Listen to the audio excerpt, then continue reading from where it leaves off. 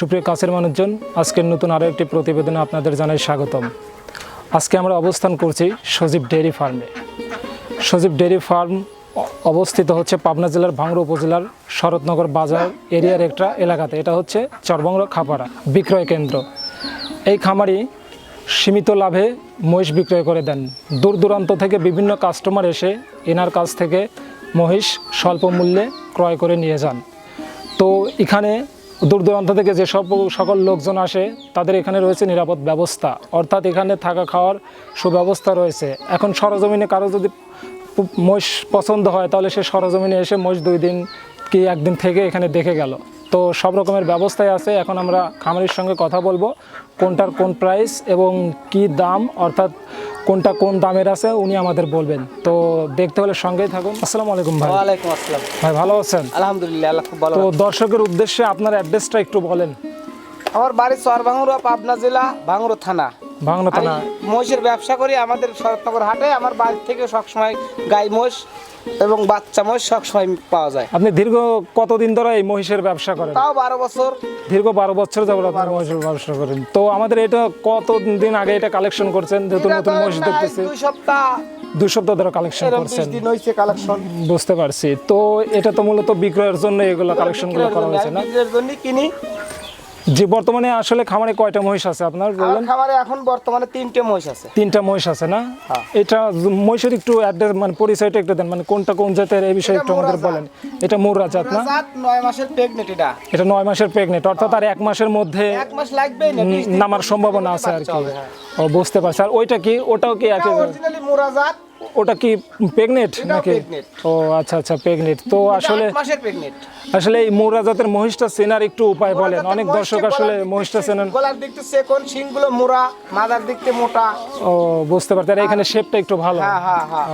মাথার সাইজটা শেপটা একটু ভালো। তো দেখা যাচ্ছে খুব সুন্দর কালারের একটা মহিষ, ব্ল্যাক কালারের। তো এটা জোড়া ধরে জোড়া কত প্রাইস একটু যদি বলতেন? আলোচনা সবকে, তবে বলা যাবে কিছু টাকা আর কি। 4.5 লাখ টাকা দাম চাওয়া। 4.5 লাখ। তবে এটা হচ্ছে চাওয়া দাম। চাওয়া দাম। তো যদি দরদামের তো সুযোগ আছে না? বলা বলি সুযোগ আছে। তো অনেকে আসলে অনেক দর্শক মণ্ডলী দূর দূরান্ত থেকে ওনাদের মহিষ চয়েস হয়, কিন্তু আসার একটা নিরাপত্তা পায় না যে ওখানে গিয়ে কোথায় থাকবো, কি আমার খাবো। বাড়িতে থাকতে পারবে, তা বাদে আমাদের উপজেলা ডাক বাংলা আছে, ওখানে থাকতে পারবে। উনি শুধু খালি পয়েন্ট খরচের টাকাটা নিয়ে আসবি, তারপরে আমার এখানে পৌঁছে গেলি থাকা খাওয়া সব খরচের টাকা আমি দেবো। ও, দর্শকবৃন্দ, আপনারা আর বেচা বিক্রি হলে পরে ব্যাংকের মাধ্যমে লেনদেন হবে। ও, বেশিরভাগ আপনাদের লেনদেনটা হচ্ছে ব্যাংকের মাধ্যমে, ব্যাংকিং হয়, সিস্টেমে হয়। হ্যাঁ, বুঝতে পারছি, ব্যাংকিং বুঝতে সিস্টেমে পারছি। হয়। তো যে দর্শক মহিষ নেবে উনি সরজমিনে এসে দেখলে একটু ভালো হয়, তাই না? উনি সরাসরি এসে দেখেও নিতে পারে, আবার যদি এই মোবাইল ভিডিওর মাধ্যমে দেখে শুনে যদি পরিবহন পাঠায় দেয় তাহলে মাধ্যমে টাকা লেনদেন হইয়া আমি গাড়ি ভাড়া করে পৌঁছায় দেবো। তো দর্শকবৃন্দু, উনি একদম বাস্তব কথা বলছেন। তো ওনার কথার সঙ্গে বাস্তবতার মিল পাবেন যদি আপনারা এখানে আসেন। তো আমরা পরবর্তী একটা মহিষ আছে, ওইটা একটু দেখবো। ভাই, এটা ওই একই জাতের মহিষ তো না? মুর্রা জাতের মহিষ? এটা মোরা জাত। এটা মুর্রা জাত না? এটা মোরা জাত। এটার বয়স কত হয়েছে যদি একটু বলতেন? বয়স 18 মাস হয়েছে এখন বর্তমানে। 18 মাস না? অর্থাৎ এটাকে প্রেগনেন্ট হয়েছে না? হয় নাই মনে হয়? 20 দিন ধরে প্রেগনেন্ট। প্রেগনেন্ট অলরেডি হয়েছে? আমি নিজে নিয়ে আসি, এটা বুঝতে পারছি, pregnant বুঝতে পারছি। সাইজটা অনেক ভালো, পশমগুলো অনেক বড়। হ্যাঁ, এটাও খুব ভালো মহিষ। মাথার এই যে শেপটা দেখছেন, খুব ভালো এটাও। কি সুন্দর। সাবারটা একটু দেখি।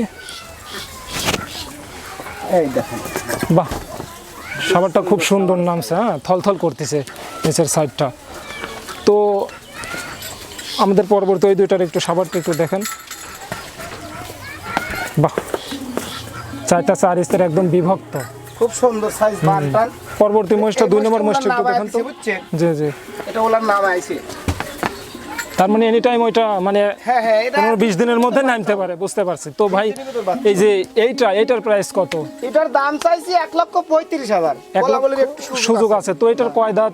এটা দাঁত হয় নাই, বয়স হয় নাই এখনো। আচ্ছা, মহিষের প্রধান খাবারটা কি? কোন কোন এলাকায় দেখা যায় যে মানে ঘাস নাই কিন্তু খড় আছে। খড় আমরা সবই খাওয়াই, ঘাসও খাওয়াই, খেরও খাওয়াই, গুঁড়ো ধানের গুঁড়ো খাওয়াই, খোল ভুসি যাই কিছু যা দেয় সব খায়। বুঝতে আবার পারছি। মাঠে চড়াও খাওয়াই, মাঠে চড়ানো এটা খাওয়া যাবে মাঠে না? চড়া খাওয়ালেও সমস্যা নাই।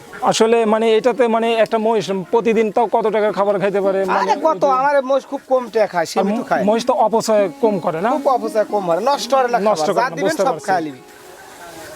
এই দেনে তো মাংনা গাছ বিন নেকাটি লেছি ও, এগুলো খাচ্ছে।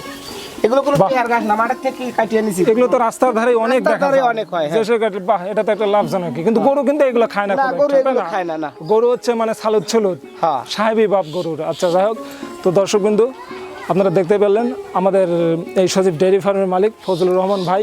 তো উনি ওনার মহিষের বর্ণনা দিলেন কোনটার দাম কী পরিমাণ, এবং আপনাদের যাতায়াতের বিষয়, এখানে থাকার সমস্ত বিষয় উনি সঠিকভাবে বর্ণনা দিলেন। তো ইনার বর্ণনা মতে, খালি ইনার না, আমরা এ যাবৎ যত মহিষের প্রতিবেদন করছি বেশিরভাগ মহিষের বিক্রেতারা এবং যারা কিনছে সে সমস্ত কাস্টমাররাও বলে মহিষ আছে একটা লাভজনক পেশা। কারণ মহিষ যে কোনো খাবার খায়, যে কোনো খাবার বলতে আপনার রাস্তার ধারে বিন্নার সোপ কিংবা অন্য কলা গাছের পাতা আর অন্য কিছু দেখতে পেলেন, এগুলো এরা খায়। কিন্তু আর গরু মাঠে কিন্তু এই চড়ানোর বিষয়ে, জায়গা হ্যাঁ, থাকলেও খুব সুন্দর খায়। দেখা যায় স্কুল মাঠে ফাঁকা জায়গা পড়ে রয়েছে, আপনি ইচ্ছে করলে এখানে মহিষ চারণ ভূমিতে খাওয়াইতে পারেন। তো মহিষ একটা খুব লাভজনক পেশা।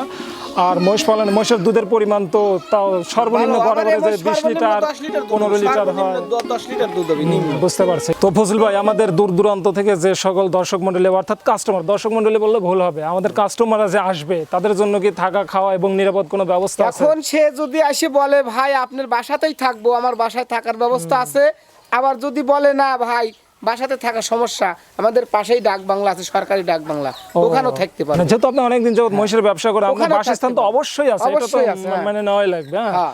তো দর্শক বৃন্দ, অর্থাৎ আপনার কাস্টমাররা যদি মহিষ নিতে চায়, আপনার নাম্বারটা আমরা স্ক্রিনে দিয়ে দেবো, হ্যাঁ, উনি আপনার সঙ্গে আমার যোগাযোগ নাম্বার সাথে যোগাযোগ করলে পরে আমাকে পাবে। বুঝতে পারছি। তো দর্শক বৃন্দ, আপনি স্বয়ং খামারের মুখ একটা ইমো থেকে নাম্বার আছে আর একটা ইয়ে ইমো নাম্বার। নাম্বারটাই আমাদের লাগবে। দর্শক কিন্তু ওইটাই বেশি করে। আচ্ছা, তো দর্শক কিন্তু দেখতে পেলেন আমাদের সেই খামারি, উনি ওনার সঠিক তথ্য দিলেন। তো আপনাদের যদি মহিষগুলো পছন্দ হয় তো ওনার সঙ্গে সরাসরি মতো বিশেষ যোগাযোগ করে আমার করতে কাছে পারেন। আসলে কেউ ঠকবে না, এটাই হলো ই। রাইট। তো দর্শক বৃন্দ, এরকম নতুন নতুন খামারির নতুন নতুন মহিষের আমদানি এবং রপ্তানি বিষয় সম্পর্কে জানতে হলে আমাদের ভিডিওটি দেখতে থাকুন এবং আমাদের চ্যানেলটি সাবস্ক্রাইব করুন।